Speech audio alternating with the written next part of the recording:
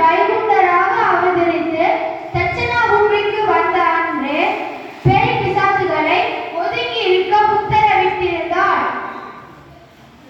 ஓராண்டு ஒன்றரை ஆண்டு கழித்து யுகம் சோதித்து வருகையில் பேய்கள் செய்கின்ற அட்டகாசங்களை பொறுத்து கொள்ள முடியாத மக்கள் வைகுண்டரிடம் முறையிட்டனர்.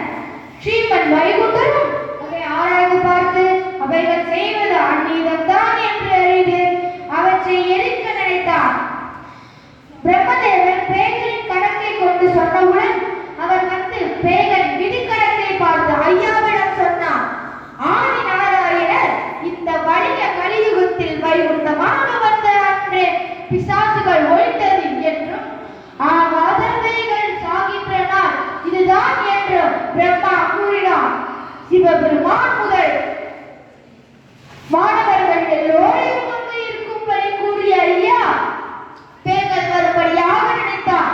உடனே உலக முதல் ஊர்ந்து தெரியும் பேய்கள் எல்லாம் பயந்து சிந்தை கலங்கி ஒரு இடத்தில் கூடி அன்றே என்று சொன்ன வார்த்தையை கேட்டிருந்தால் நமக்கு இந்த நிலை இல்லை.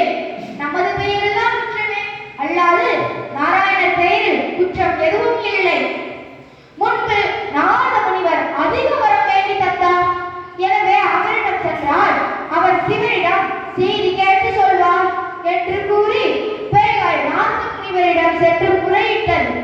அப்போது பேய்கள் நாரதரிடம் வைகுண்டம் என்று வந்திருந்து எங்களை எழுப்போம் என்றும் மரங்களை வைத்துவிட்டு வாங்க போங்கள் என்றும் அதிகாரமாய் எங்களை தொடர்ந்து பிடிக்கிறார். எனவே பதறி இங்கே ஓடி வந்தோம். எங்களுடைய துன்பத்தை தீர்த்து காத்தருளும் என்றது.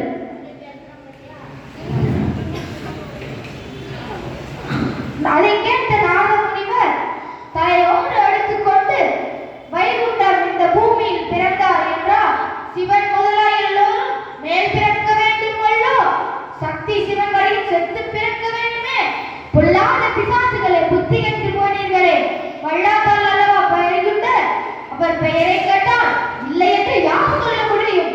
இனி எல்லா அதிகாரமும் அவருக்குள். இனி உலகில் உங்கள் அதிகாரம் இல்லை. நீங்கள் அழிகின்ற விதியாச்சு.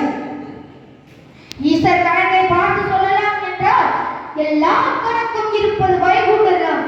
எனவே அவனிடம் சென்று கணக்கை ஏற்றிக் கொள்ளலாம் என்று கூறி பேய்களை கூட்டி வந்து வைகுண்டரின் காலில் விழுந்து வணங்கினார். பேய்களின் கணக்கை எடுத்துரைத்த ஐயா பேய்களின் வரங்கள் அனைத்தும் நாரணர் வைகுண்டமாகி வந்த அன்றே முடிந்து விட்டது.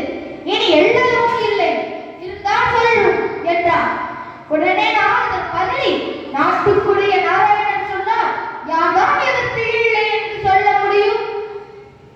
மும்மூர்த்திகளும் குருமூர்த்தியாக இருந்தீரே, மேலும் கலிநீசன் அழிகின்ற நாளிலே தீயவை எல்லாம் அவனோடு சாகணும்.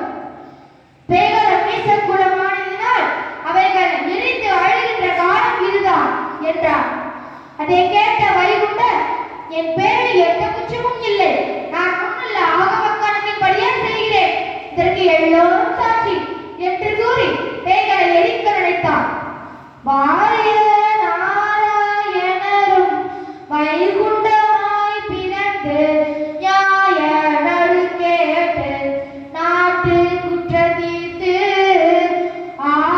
ஆவாதெல்லாம் அழித்து நரகத்திலிட்டு வாவாய் நரக வாசல் தனி பூட்டி நல்லோர்க்கு நான்கு மனம் கொடுத்து எழுப்பி பொல்லோரை நரகில் போட்டு கதவடைத்து வல்லோரை சொல்லொன்றுள் வைத்தருள் சால பிறந்து பூமி தனிலே பேராக வந்தவுடன் இறந்தது காண்பேங்கள். அப்போது பேய்களுக்கு பூஜை செய்து அதனை கொண்டாடுகின்ற மனுக்கள் காண்பதில் அந்த மனுக்கையில் 4 பேர் மீது பேய்களை ஆட செய்து மக்கள்